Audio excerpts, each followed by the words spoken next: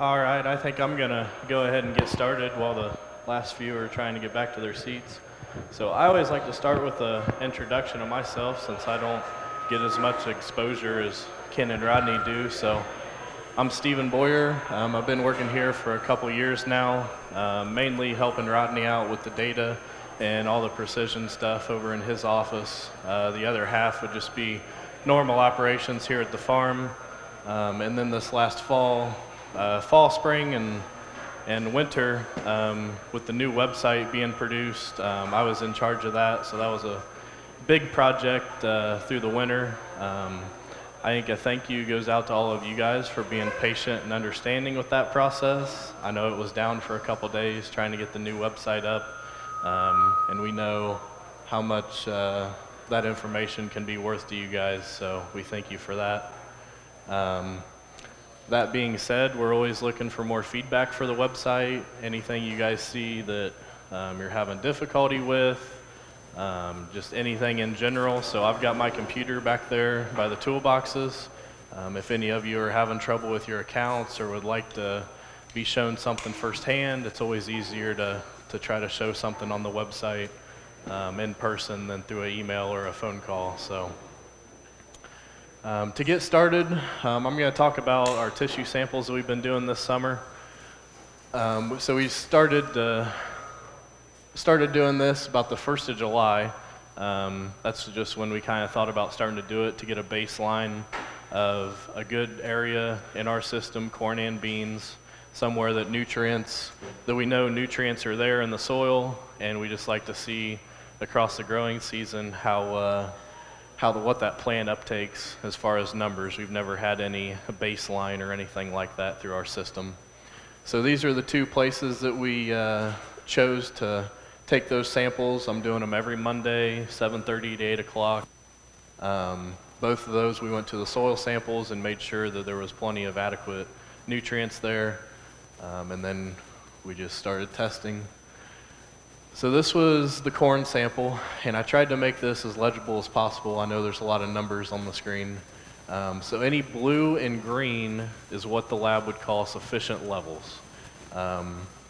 The sufficient level columns here are on the right for each of the growing stages, and the nutrients here are on the left. And if you go across from right to left, that's going to show you that nutrient over the summer. So the corn sample pretty much has been pretty normal. There's a lot of green and blues out there. The only thing that has came back consistently low is boron and magnesium. And we'll talk a little bit more about the magnesium, as I got a couple slides with the soil samples to prove that there's plenty of magnesium in the soil. The plant's just not taking it up.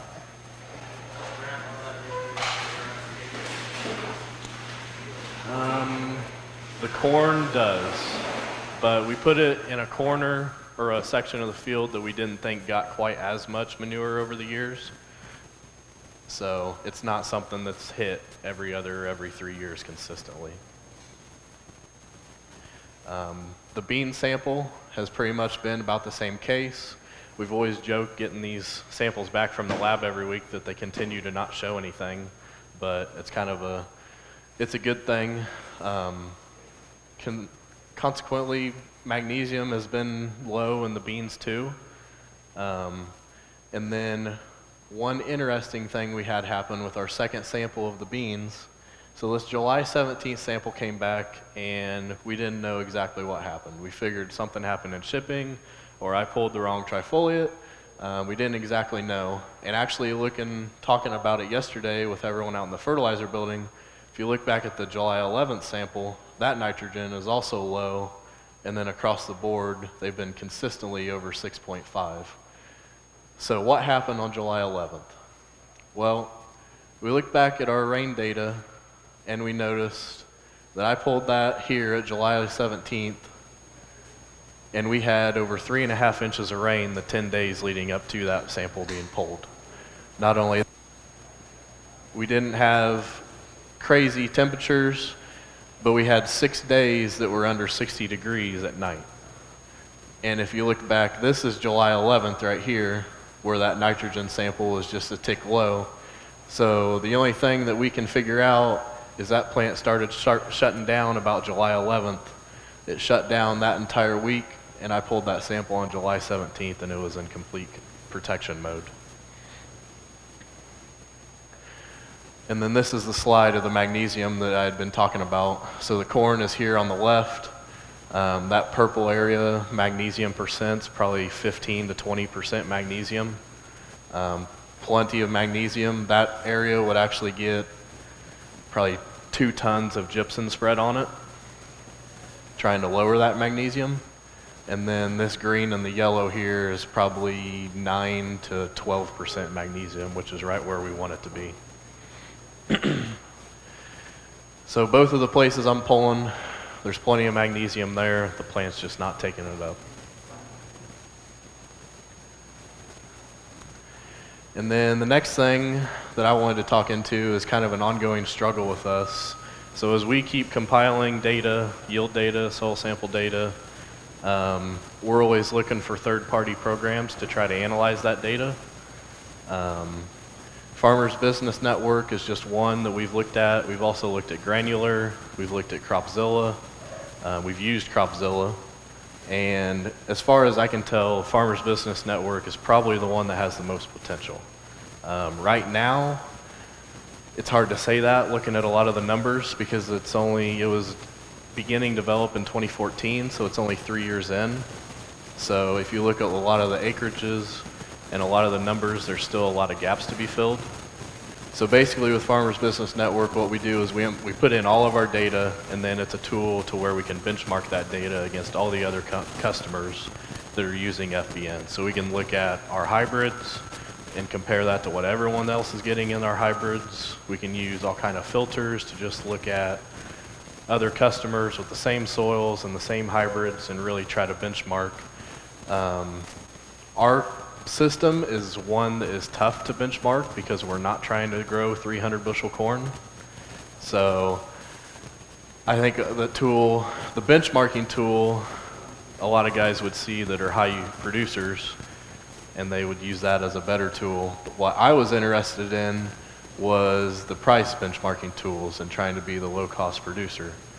So this is, like I said, there's a lot there to be looked at. This is one graph that I pulled out. Is very interesting. So if any of you guys over the past years have seen our corn planting population prescription, in the lower organic matter soils, we plant less populations, we give it less nitrogen, and then as we stair step up through our soil samples, our higher organic matter soils, we give more plants and more nitrogen. And in 2014, we had a really good year that it just stair-stepped up the whole way. So that's 24,000 plants on the left, getting 163 average, went to 172, 180, 191, 193, 205, and ended at 213 with our 36,000 pop. So that kind of just showed our planting prescription working, getting the different yields and stair-stepping up to the top. Like I was saying, with the benchmarking prices, that's what I was more kind of interested in, so we could put in our chemical prices through a couple invoices, and we could put in our seed prices. The seed was kind of disappointing, and I'll touch on that in a minute, but the chemical-wise was very encouraging. These are the chemicals that we gave them our numbers off of, and everyone except Array, which was 1% over, we came 3 cents above market average, but every chemical that we inputted, we were below market average compared to all the other Farmers Business Network customers that have input their data. So like I said, in a couple years, every year that data is going to multiply by 2, and then more customers they bring in. So 2-3 years down the line, I think this is going to be a very interesting tool. And probably the most interesting, I think, is going to be the seed. So they have a seed selection tool where they have all these filters across the top.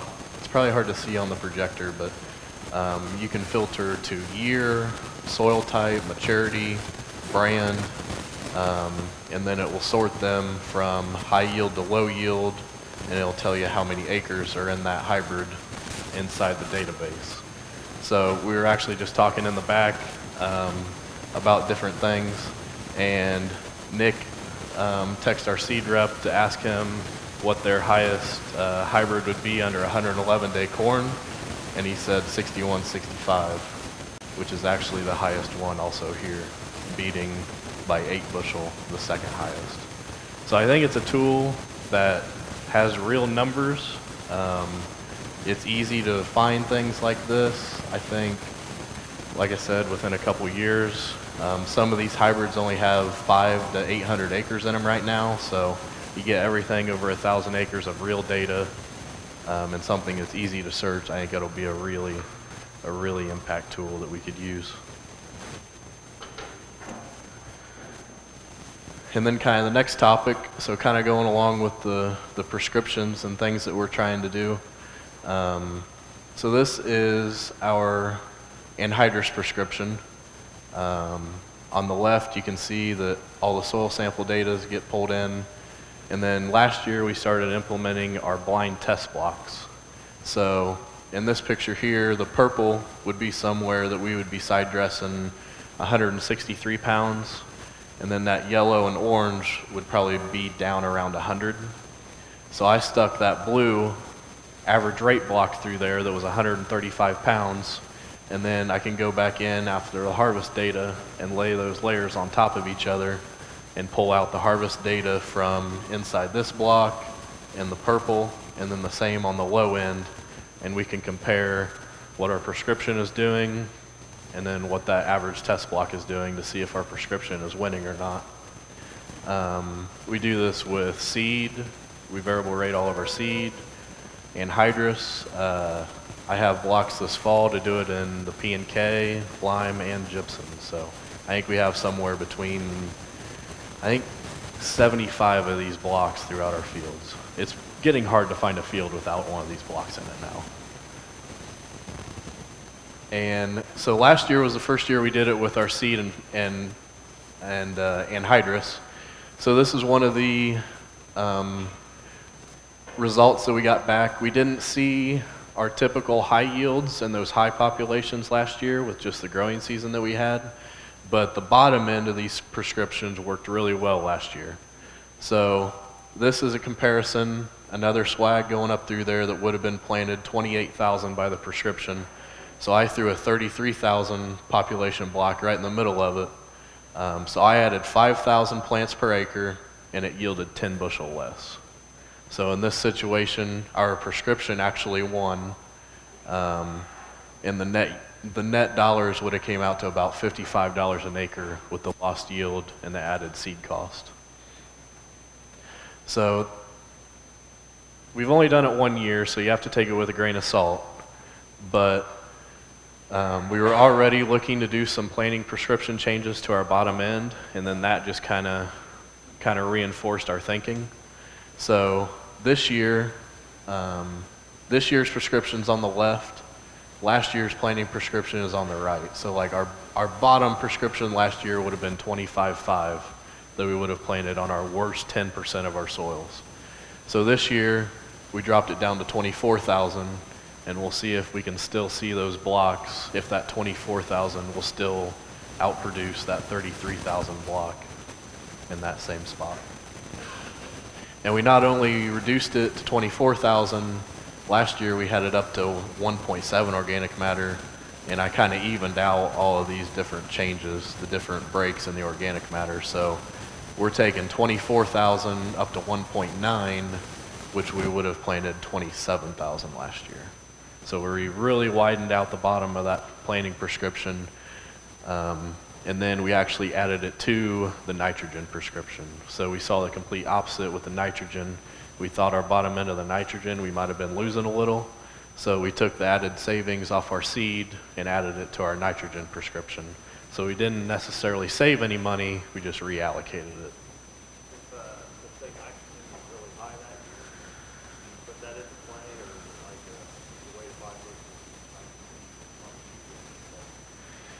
That did come into play.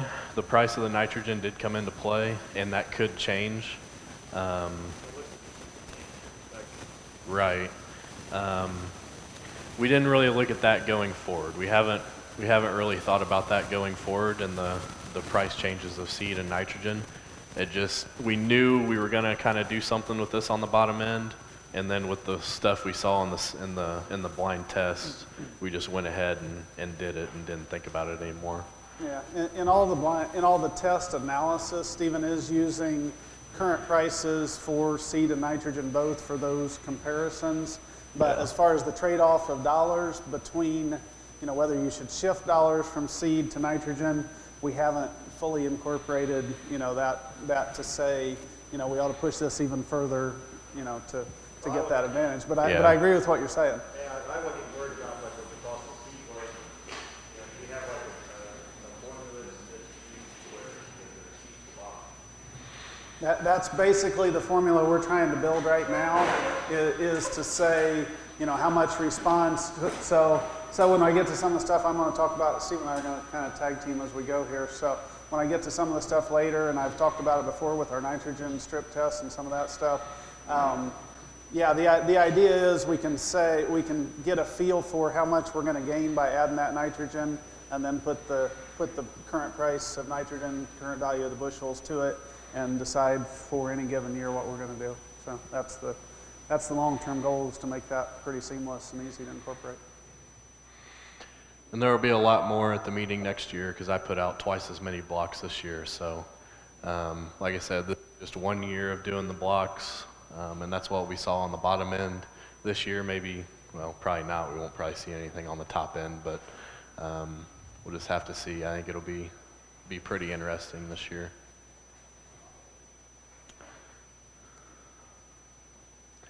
And then we're going to kind of transition through here when we start talking about the voles.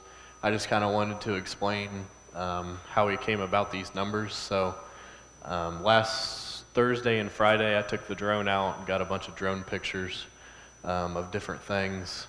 And we knew we had 2 fields that were pretty bad vole pressure within a couple miles, so we didn't have to go far to get these. I just took the drone up as high as it could go and took a straight down aerial picture of this field, came back to the office, brought that picture into our SMS program, and then zoomed into all of the little damage holes and drew circles around them with the program. And then with a selection tool, I could add all those up. So all those little holes got to be 0.82 acres out of that 67-acre field. And if you go down there and do some math, it's about $8 worth of damage that had done. That's a rough estimate, but about $8 per acre that we lost there. Yeah, so you remember Shalimar saying how great it was when he got the ability to transfer the work to the grad students. So Stephen's kind of my grad student at this point, so he gets stuck with all these crazy ideas. I get like, hey, go take a picture of that, and then sit down with the computer and draw circles around all the vole colonies. So, but it's been tremendous the last couple of years having Stephen kind of picking up on that, because I know we all get busy and we have these ideas, and I had these test block ideas but didn't have any time to incorporate them and some of these other things. So a lot of the things that I talk about in the data that I refer to is because we really have time to analyze it now by having a little more help and things in that area. So it's been really good to have Stephen kind of picking up there. And you want me to take over, or that's up to you? Go for it. So I can just let you talk the whole time. It's fine too. So Steve and I are working real closely together on a lot of stuff now, and so we kind of wanted to share this. I wanted to share this presentation, give him time to talk about some of the things that he's really in touch with and working on for us, and a lot of other things he's going to be able to put together going down the road. I left this. We had the vole discussion out in the shed yesterday, and I wasn't really going to talk about it much today, but it keeps getting a lot of questions, so I'm just going to kind of run through what we saw, and that's a representative field for our early planted cereal rye where it got big and we had vole problems. Where we had winter kill cover crops, or where we had cereal rye planted later that didn't get so big, we didn't have near as much trouble, so it's going to be significantly less. But this would be representative of that first 1,000 acres that we had planted in the fall of cereal rye that then got real big in the spring, and so we did. Now, that being said, less than a bushel per acre average damage that we're calculating. I think it's probably even a little less than that, because the yield does increase, it seems like, from that from that fence row effect around the outside of those holes. Those plants are big and robust. So I think we're losing, far less than a bushel per acre. So any of the treatments I look at doing, especially when we don't know necessarily whether they're going to get 100% control and those kind of things, it's going to be hard for us to find a treatment that we can afford to do for that number of dollars. That being said, I've talked to some of you guys out here that have got 40% loss. That's a whole different story, and those are things you have to continue with. But for us at this point, we've tried baiting, we've tried some of those things, marginal success. So really what we're looking at, this is a great example. This is that long-term nitrogen plot that we always talk about. And here we're looking at the different types of cover crops, and the green and the yellow strips are the grass cover crops, the rye and the cereal rye. And you can see visually in those areas how much worse the vole colonies are. Now this is about 10 years of having the same grass cover crop in the same place year after year after year. So this is kind of as bad as it gets in these situations. The interesting thing, the no cover crop strip still has vole damage, so we're not going to get rid of voles completely even if we get rid of the cover crops. It is kind of a no-till thing we've had for years, even before we had cover crops. Dan, you got a... Well, we fought this, and we always learn the best things by accident. And when we started playing around with the crimper roller, one thing we've seen is that's, I wouldn't say eliminated, but we have 90% less vole damage where we run that our neighbors next to us with no cover crops or anything other treatment around it. So unintended consequences. Do you have any idea? Because I always assumed when you put down a mat cover for them, it would give them somewhere to go underneath. Do you have any idea why? Counterintuitive, and I'm not smart enough to say why. I just tell you what I see flying and looking, and it shocked me the first time I flew over things last year and saw that. Yeah, We're seeing the same thing 2 years in a row. Maybe you're putting a nice food source right on the ground. They are lazy, so maybe you're putting it right on the ground. They're not eating the beans. I don't know, but Canopy to predators. You get to them easier, or it's too much resistance, so they move out. It could be a lot of things. I don't know why. Just don't even want. So to reiterate Dan's point, counterintuitive to what we feel like a lot of times, which is the bigger rye tends to cause us more problems. He's saying when he let the rye get big enough, he could roll it and then rolled it down and planted. After he rolled it, he has less vole pressure than he has. So this whole issue, and we could probably do a full session just on voles and armyworms and slugs and all these other things that come along that, just trying to keep it from being easy for us. So, so maybe, and I've heard that also with slugs, voles, sometimes trying to kill it and get rid of the food source at the wrong time. So we kill the cover crop, we actually drive the voles and the slugs into our cash crop, which is not what we want to do. So there's some termination issues and overlap there, and I'm not going to try and say that I'm an expert. We may try and dedicate some more time to it next year in the fertilizer building session. But one thing we've seen here, and what I wanted to get to, is what we're going to do for mixes coming up this fall. So the one thing that we do see here that is noteworthy is that there's almost no vole pressure, even after 10 years of continuous cover crops in the same locations, in the same strips, almost no pressure where we have oats and radish. And I have been told that voles are like mice, and a lot of those, well, they're very closely related to mice, but they don't, if they can't smell their markings and their habitat, they don't like to be there.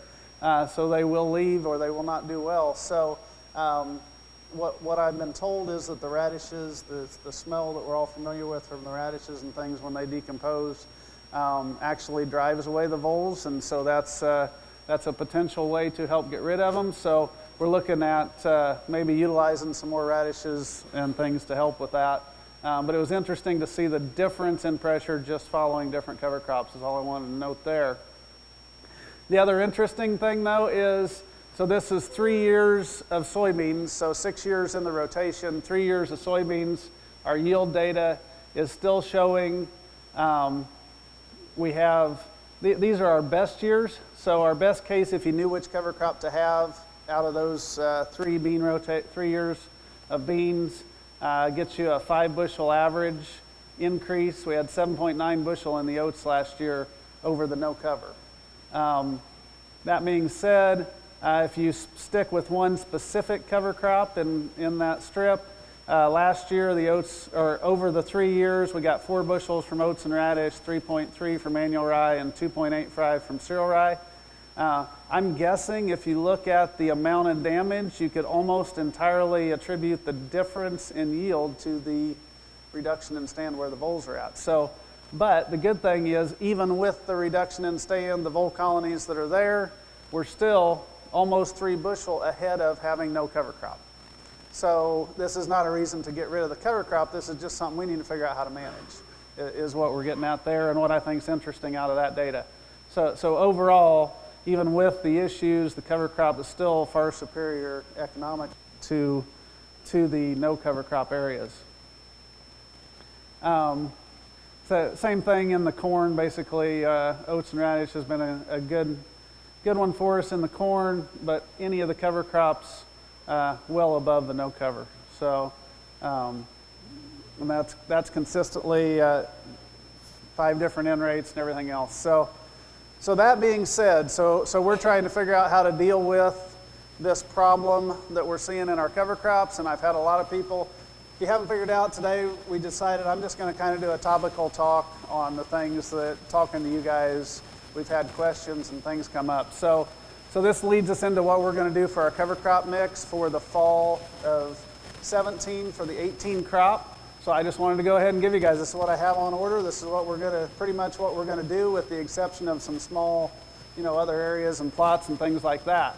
So for fall of 17, after our early soybean harvest, so our Group 2 soybeans that are going to come off, I hope in September, and if it doesn't rain again, they probably will.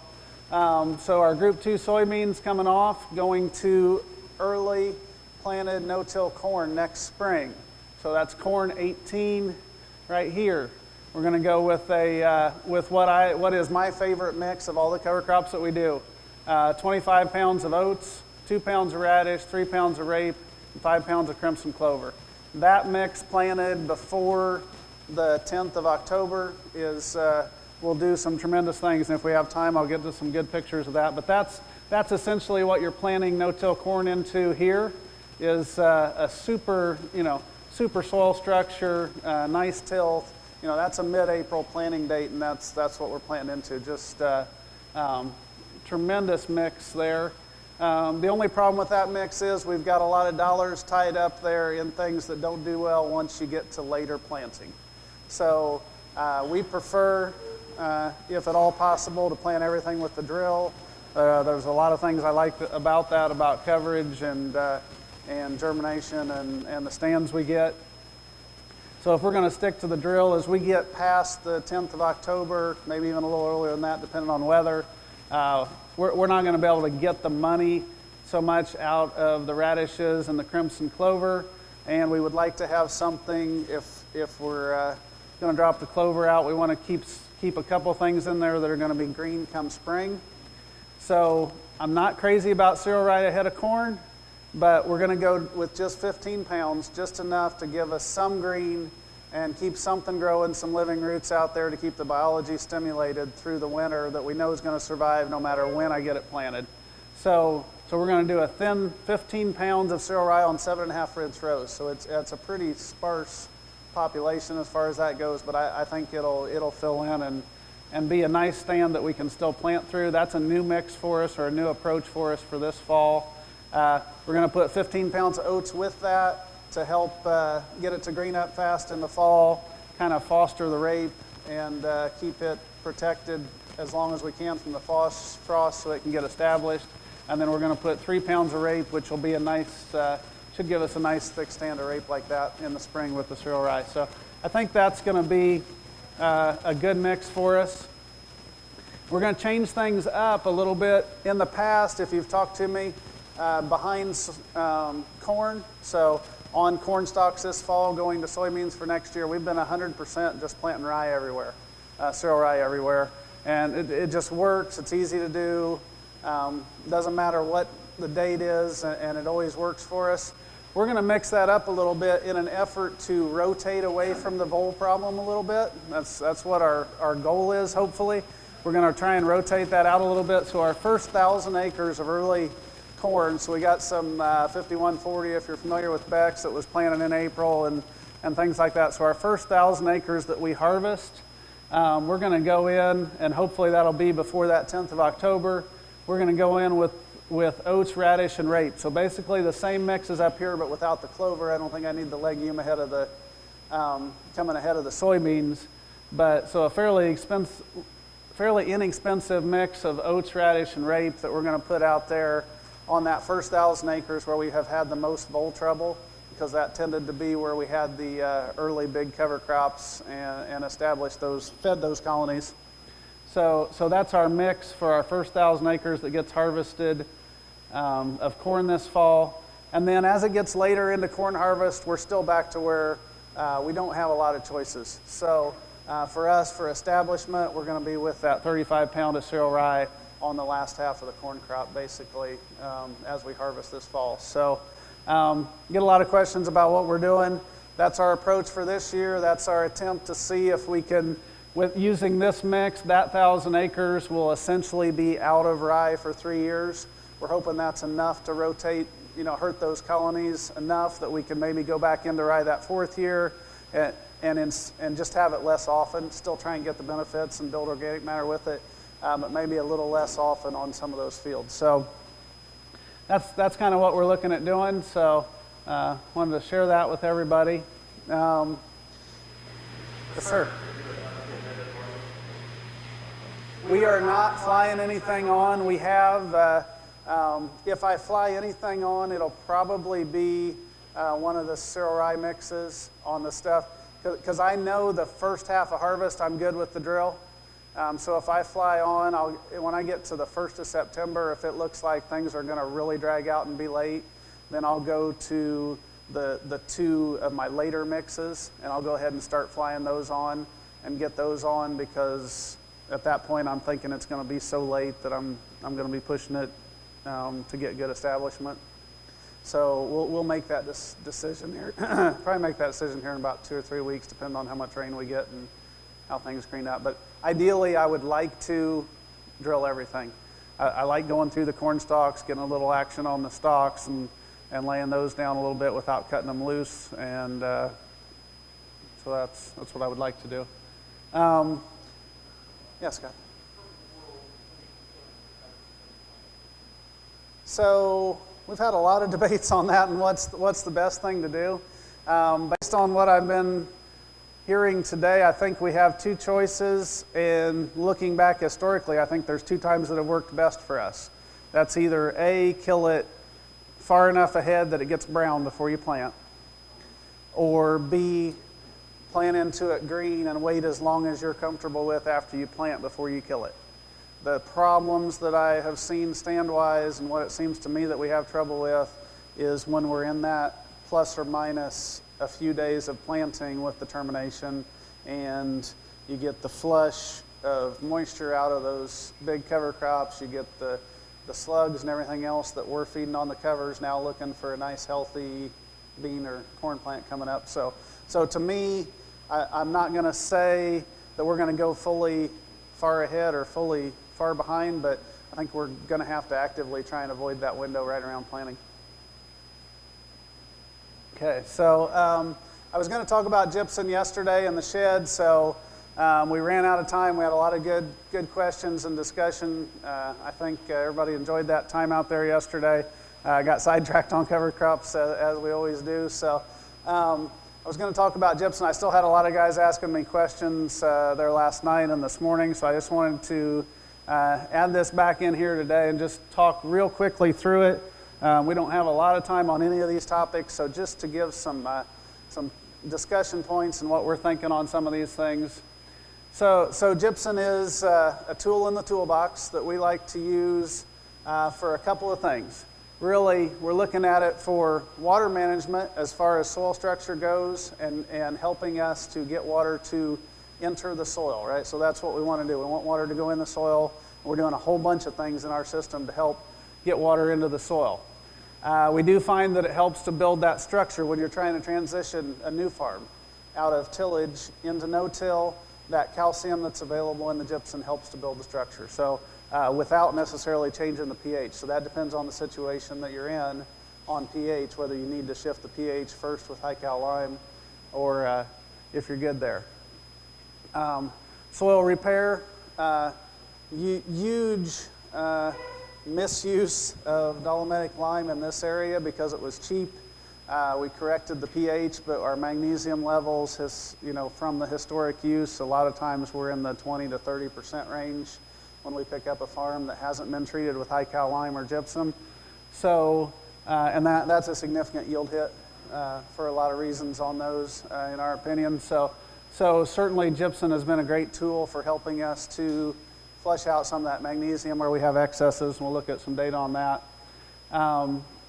If for nothing else, if you look at the price of gypsum and what it costs to get it out there, if you want to use, 1,000 pounds of gypsum every other year to get your sulfur, which we're not getting from the air anymore, and we're all starting to show up deficient, gypsum's an effective tool as a sulfur source. So you spend $20 to get a ton out there and get it spread, maybe a little bit more, but you're getting 320 pounds of sulfur in that ton. So divide that out however you want to by what your sulfur needs are, but it's a good sulfur source.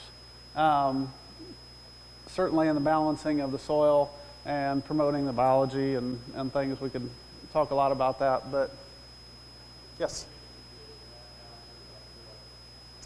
We got 2,000 tons piled on the ground that was just out of the end of IPL, so we haven't had to cross that road yet, but I'm looking for sources right now. So we're going to pay more, obviously. We're going to pay trucking from somewhere.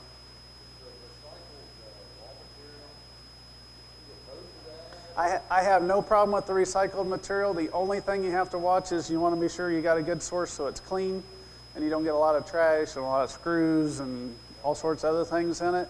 And then there's some challenges with spreading it. It'll go through a spreader easier if it doesn't have 2x4s in it.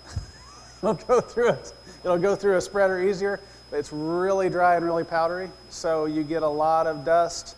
Sometimes when you're out there, you'll have dust going 300 foot straight in the air. So you can't have any wind when you're spreading it. So yes, that may be an option we have to look back at now that we've lost IPL. So this is just an example. We always like to come back to the data, and I love the 1 acre grid soil samples we've been doing for 25 years now. And this is just an example of a field up the road here. It's actually the same field that we had the vole pictures in, so little relationship there. This would be when we first started investigating this gypsum correlation and magnesium, and we had treated this field with high cal lime for quite a while, but we still had not been able. This farm was bought and brought into the family in the 80s.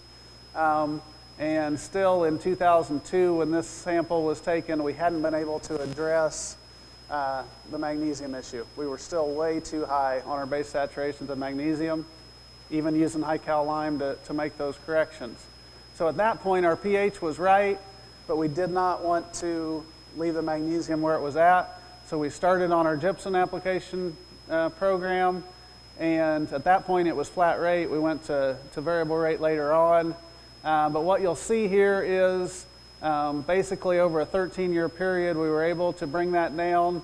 Now, generally on the maps, I would think that the yellows and things are a little low. The way this scale works out, the yellow is 10 to 11%, which is really that 9 to 12% is where I would like to see our base saturations coming in at. So we basically have, over that 13-year time frame, been able to take a field that was up there at 20%, 26% on the high, but it was a 20% average, which is probably a 20 bushel yield hit if you look at some of the data on that, and pull it down to an 11 average, which is just about exactly where we want to be. So it is an effective tool.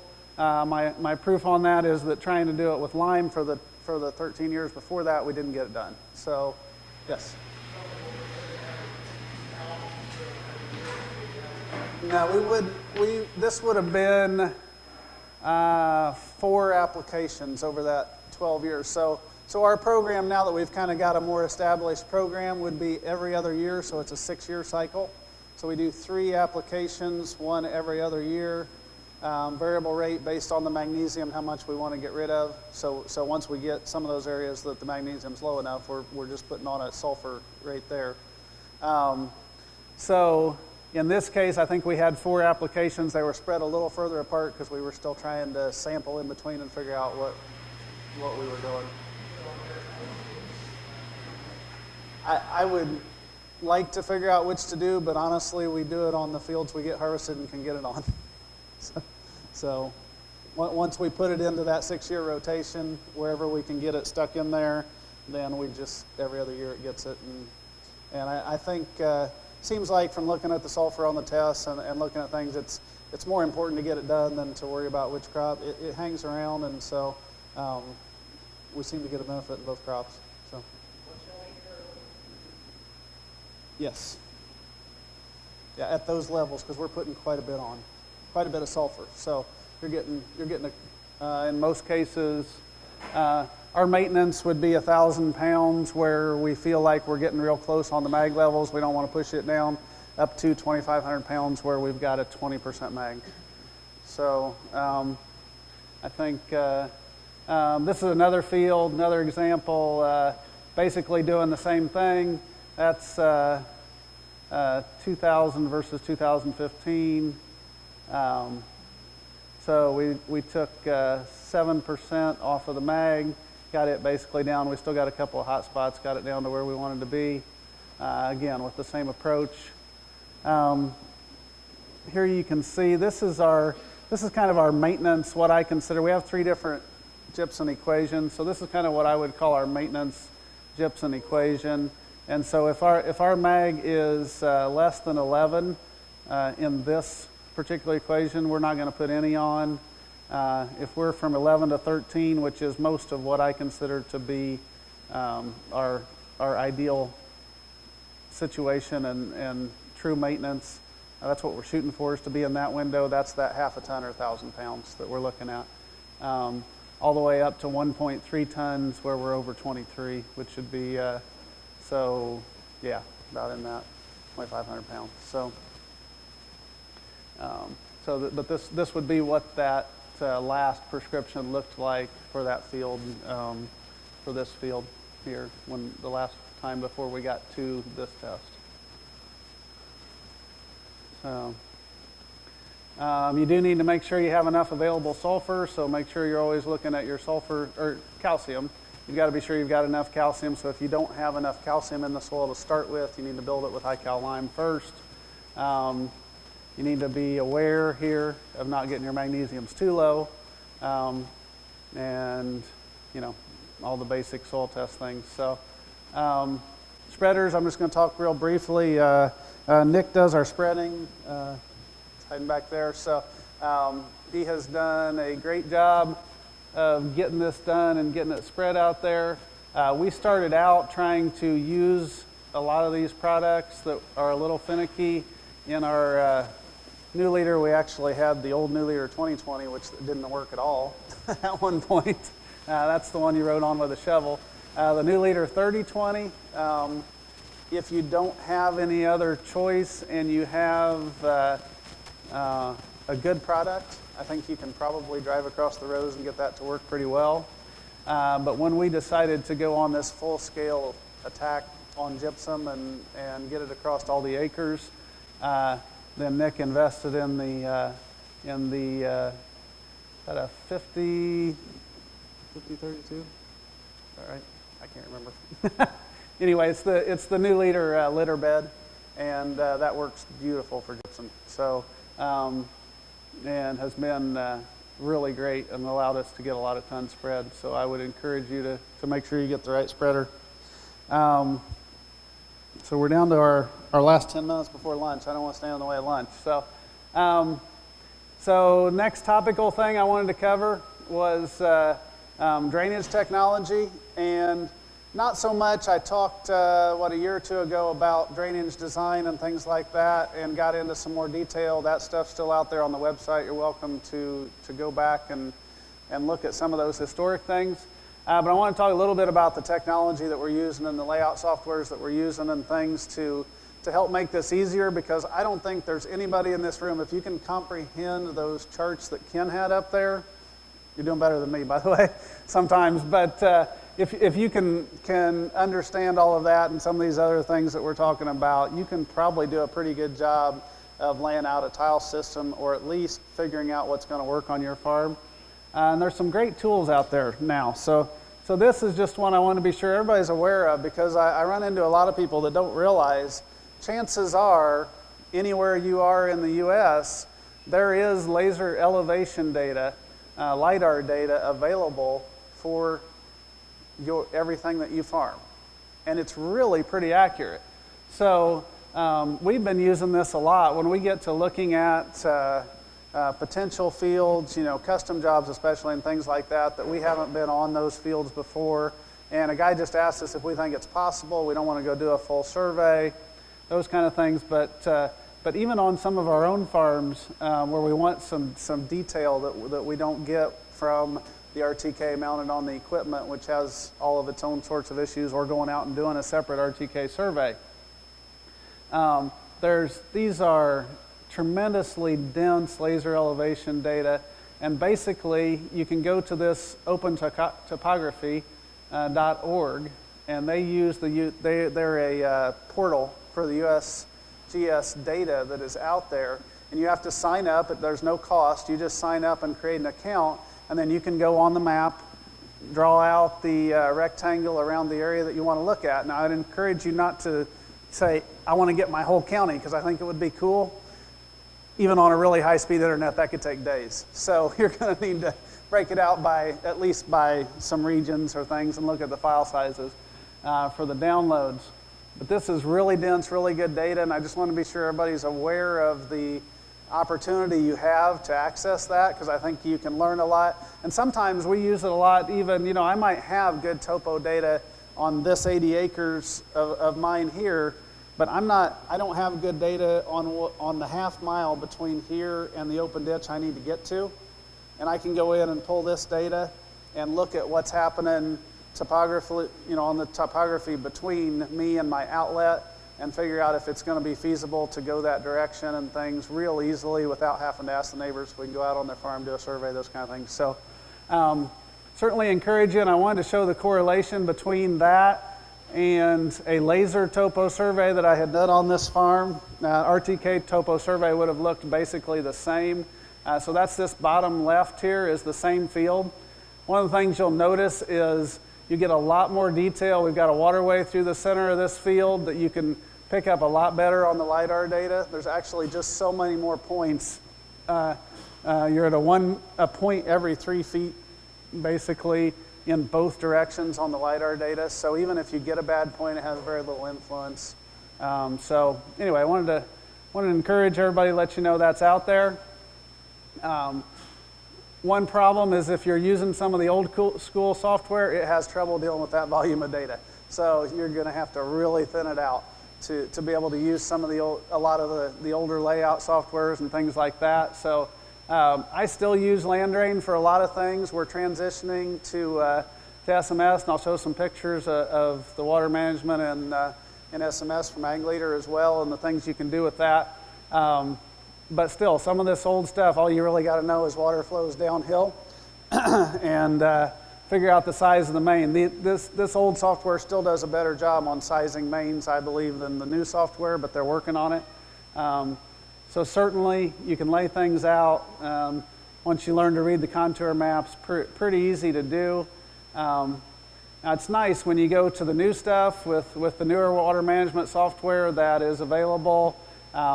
I would really recommend either Ag Leader or Trimble kind of are the two that work with the ag equipment you're probably using. There's a couple other really good ones out there too, but just as add-ons to software you guys are probably already using. You can get great profiles here that show all your connections going up through here on your mains.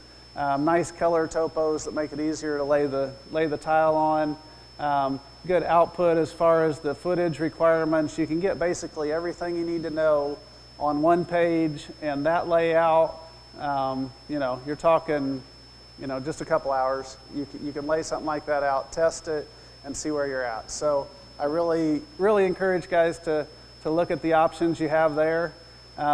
We can get out of the older software, get the very same data.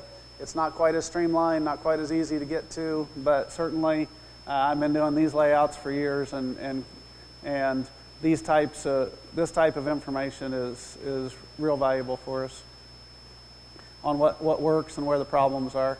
That's one of the greatest things, is being able to lay out a farm and just see where you're going to run into issues and things that you need to work around. Even if you have to accept that you're going to have to move dirt, you know you're doing it in the right spot and not doing any more than you have to, those kind of things. Or if you're going to have a shallow spot, you're able ahead of time to really figure out how much impact that's going to have. I want to give Stephen credit here. One of the things that he and I worked on, we're now able to, so this is an as-built map for the field right here at the shop. We finally got out there this last spring and kind of updated the system, put in some new mains and filled in laterals and things, and got that system up to where it really should be in this day and age. So that's an as-built. The as-builts now are so much easier and real accurate, and with RTK we can go back out there and locate any of those. It's certainly a big plus. And then we've integrated a billing system now where we have basically taken the tile company's price sheet, incorporated our information and our charges into a flow-through bill, so we can start out back here and put in the individual items, flow through to the front page, and for our custom business, that's been really nice, and it's another one of those things that having another guy in the office has allowed us to have time to get done.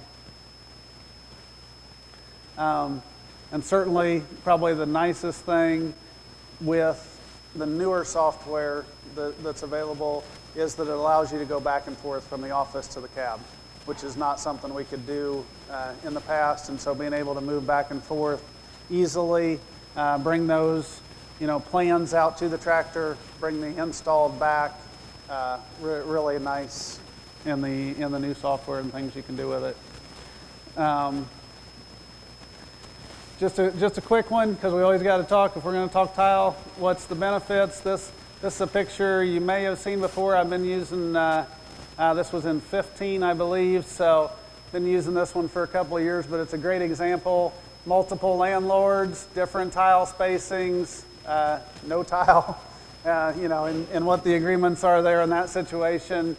And again, here you can see, in this case, this one actually rolled and a lot of the water comes off, so the 1,500-foot centers were fairly close together on yield.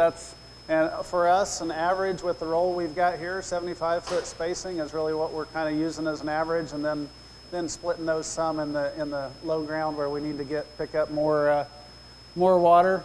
But again, that compares to this no tile area, which this is nice because instead of just a small side-by-side strip, we're talking whole field scale numbers here. So we're picking up 55.5 bushel there from tile in 1 year. That starts to make the investment pay pretty good on our soil types. Certainly there's all sorts of other numbers out there. In this case, Ag Leader's done corn, beans, and wheat on their website. We just came across this, and they're showing $100 an acre for $108 for corn, $120 for soybeans, and $60 for wheat that they're getting as a return to drainage. So it's worth the investment in time if you haven't taken the time to look at the software that's out there that probably will work with something you already have to work on identifying your problems off the yield map and see if there's a solution available. We're up to dinner, we're up to lunchtime, I think, so real quick.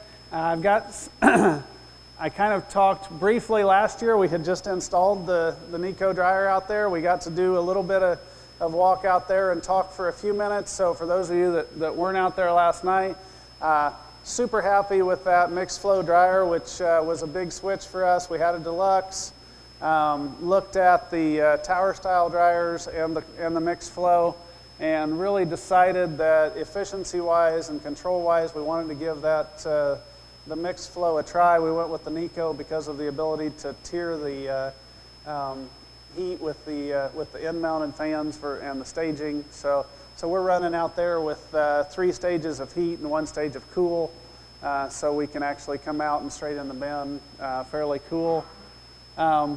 This is just before we bought the dryer, we had Purdue do a cost analysis on it, on what their estimates, kind of independent estimate, because it's real hard, with dryers to find anybody that's honest about how much your fuel savings are going to be and whatnot. So that's why we wanted to talk about this. They came back with their estimates in BTU savings at about 56% over the deluxe that we had that we felt was pretty efficient. So that got us excited right off the bat to see that we were going to be able to make the payment on the dryer with the energy savings. They also did an analysis for us on natural gas. For those of you that have natural gas, I'm envious because that was about another 50% savings. So 75% off of what we had. We talked to the natural gas company, and they at any price weren't willing to run it out here. They don't have big enough mains. So we weren't able to get natural gas brought out. But anyways, even with LP gas, we're looking at paying for the entire project in about 8.5 years.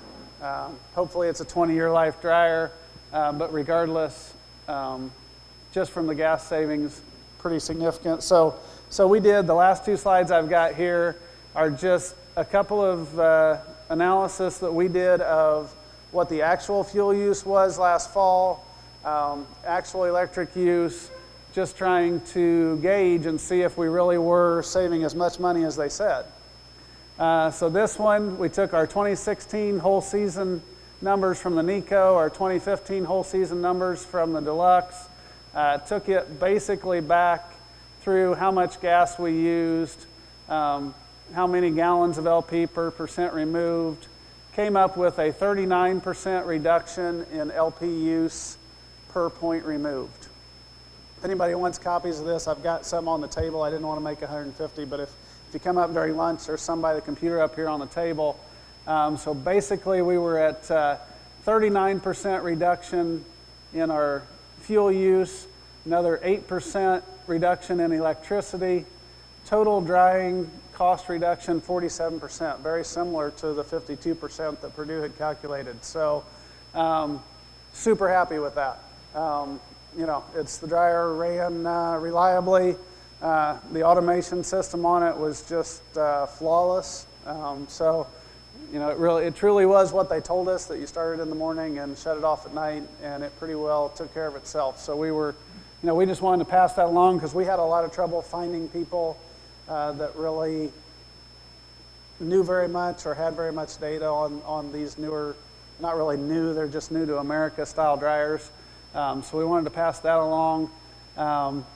Capacity-wise, we felt like we were getting the rated capacity or more out of it. So this was just on a given day, we had 21,000 bushels wet, 19,000 dry. We tracked the amount of LP.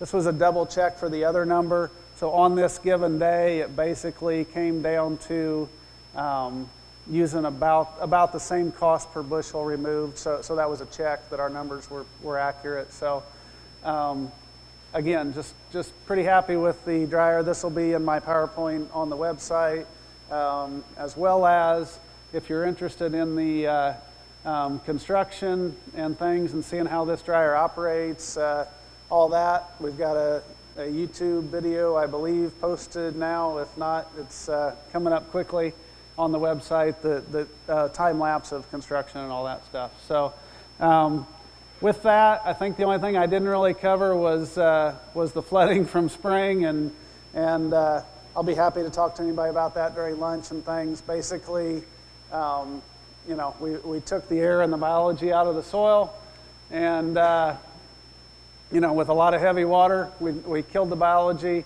squished the air out, reduced our nutrient cycling, so we're going to have to get that back. We used to do that with steel. I really think we're going to try and do it with these cover crop mixes this fall, and so that's our attempt on that. So I think it's lunchtime. Do we have confirmation? Lunch is ready. Okay. Do we have a plan for lunch?